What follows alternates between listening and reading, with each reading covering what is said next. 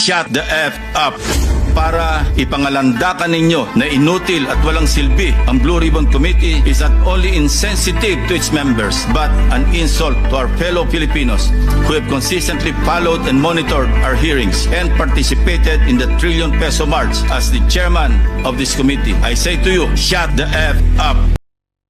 Your noise will not silence the truth, neither does it provide any help in our investigation. Your noise cannot convict and won't even indict the malefactors of this flood control mess. Your comment on it.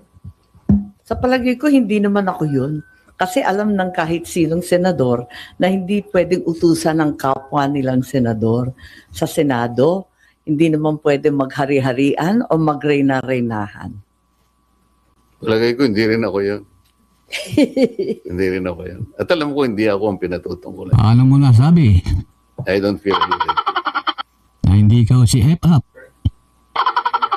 Mga kababayan, Hindi naman basura. man silang Basura kung ituring ni Senator Ping Lacson itong minority report Alam niyo kung ano ni Senator Nutriban at ni Senator Marcoleta. the best evidence, ikumpara mo lang Hindi ba dapat Alam niyo mga kababayan, hard copy doon sa electronic sabi ni Senator Lacson, can be Kaya considered parang to be laging equivalent basura daw.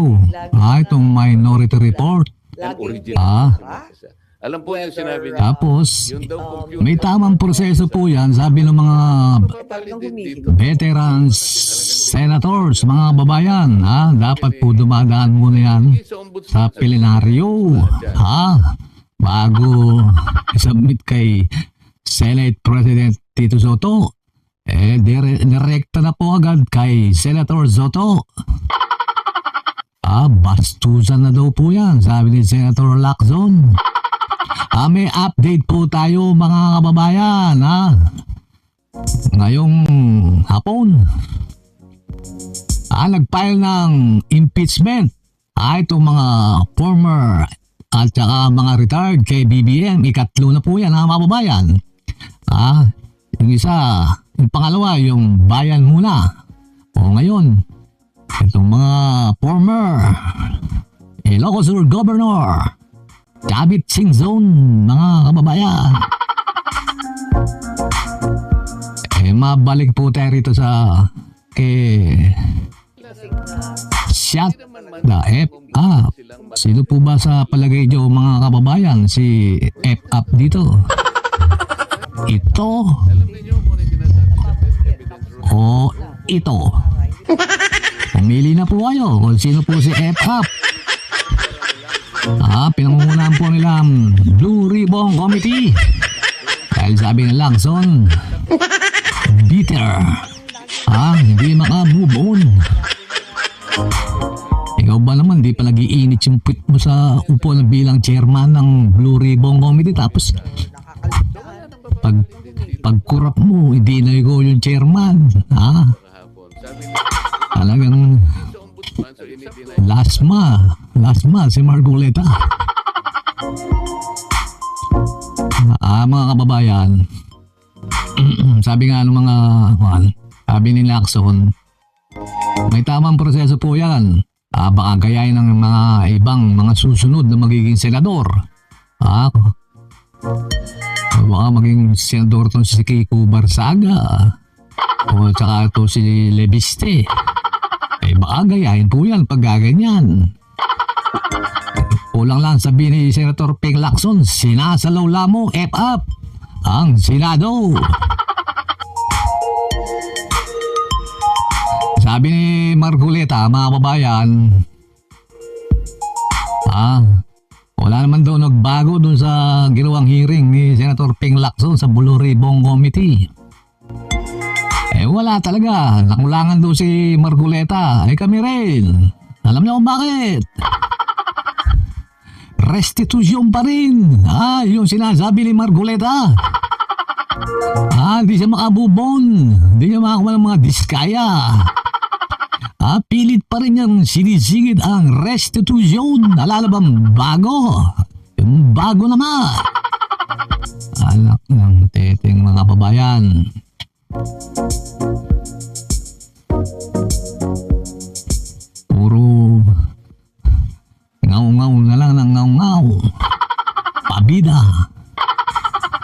mapagmagaling. Piling magaling. Ayusin nyo naman yung trabaho nyo, Comelec. Nabitin daw sila, nainip na, nakukulangan. Yung mga taong bayan, nakukulangan, ano na ba nangyari sa Sose ni Margoleta? Di ba po may batas dyan para sa hindi pagdideklara ng Sose? Baka natutulog kayo dyan sa pansitan, mga Comelec. Bilis-bilisan nyo. Di naman po tayo baka nag-file ng ikatlong impeachment kay BBM, mga babayan. Si Mr. Sabit Singzon. Siyempre, sabi ko sa inyo, palaging nasa likod dyan ano yung pangalan itong buwangan niya? Si Defensor. Nasa likod na naman niya si Defensor. Sabi ko sa iyo, mga alagad ni Gloria yan eh. Hindi na nagpapakita dyan sila Kusi. Si dating Congressman Paras. Retired General Esperon. Siyempre, hindi mawala si Idol dyan. Si Atty. Topacio, mga kababayan. Palaging kasama niya si Idol. Ayan, 3 na po nakapile sa impeachment kay BBM, mga babayan. Pero para sa akin, dead on arrival yan, mga babayan. Wala kayong bilang. Alam nyo naman mangyayari dyan, kulang kayo sa bilang. Pero kung sakali mga babayan, kung sakaling may impeach si BBM, alagay po natin, wala ng saysay, wala nang maging saysay itong ginagawang investigasyon tungkol dito sa flood control project na yan. Dahil tutulong po sigurado dyan, susuporta yung mga na-involved dito sa flood control project, ghost project. Magbibigay po sigurado mga pondo yan para pabagsakin, para ma-impeach si BBM. Kawawa po ang Pilipinas pag nagkataon, mga kababayan, pag na-impeach si BBM, sarado yung kaso. Baka si Roque makauwi na rin. Siyempre, papalit nila si Inday.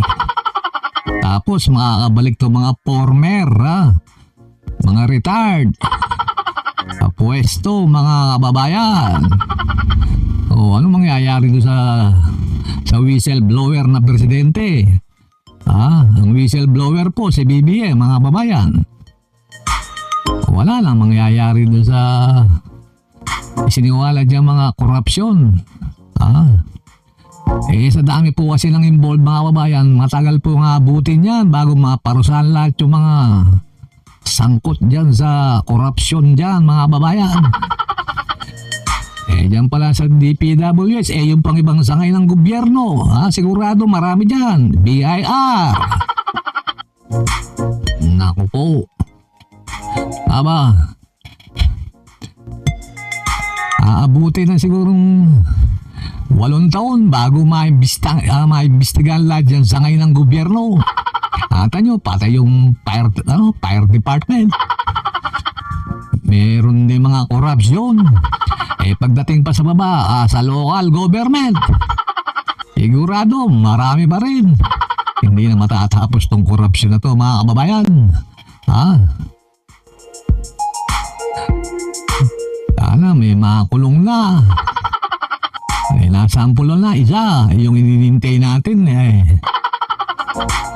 wala pa matagal-tagal pa siguro mga 2 linggo pa, makukulong na rin yan, mga kababayan. Okay, mga kababayan, hindi pong kalimutan mag-subscribe, pakipindot na rin po ang notification bell. F-F, hooray! F-Up, shut the F up. Sino ba si F-Up? Mga kababayan,